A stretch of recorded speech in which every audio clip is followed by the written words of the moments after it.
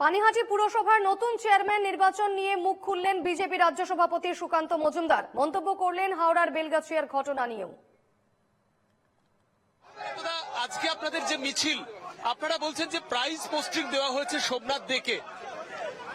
অবশ্যই prize posting দেওয়া হয়েছে, তার কারণ প্রাইজ পোস্টিং এই জন্য দেওয়া হয়েছে কারণ যারা বডি লোপাট করার অর্থাৎ বডিকে পুড়িয়ে দেওয়ার কাজে, তথ্য প্রমাণ লোপাট করার কাজে যারা যুক্ত ছিল, নির্মল ঘোষ, সঞ্জীব বাবু আর এই সোমনাথ দে, এদেরকে মধ্যে থেকে সোমনাথ দেকে প্রাইজ পোস্টিং দেওয়া হলো। আগামী দিনে অন্য দুজনকেও প্রাইজ জিনিস দেওয়া হবে।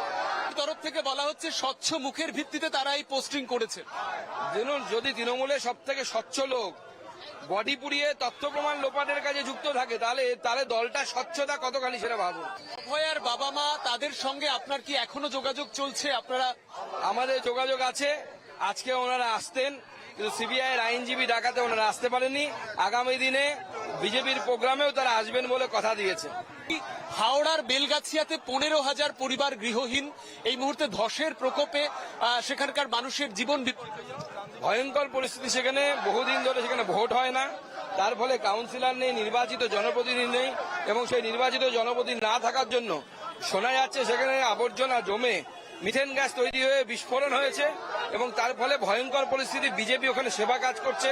আজকে বিজেপির তরফ থেকে খিচুড়ি রেঁধে খাওয়ানো হয়েছে। মানুষের সাথে আমরা আছি। সামান্য রণতি দূরেই এই ঘটনা। মুখ্যমন্ত্রী লন্ডনে। ওই যে যখন রোম আগুনে পুড়েছিল, আপনারা তো শুনেছেন, ইতিহাসে পড়েছি আমরা, নীলনাকে গিটার বাজাচ্ছি। মমতা বন্দ্যোপাধ্যায় সেটাই করছে। লন্ডনে গিয়ে হ্যামিল্টনের বাসিওয়ালা হয়ে ঘুরে বেড়াবেন এবার।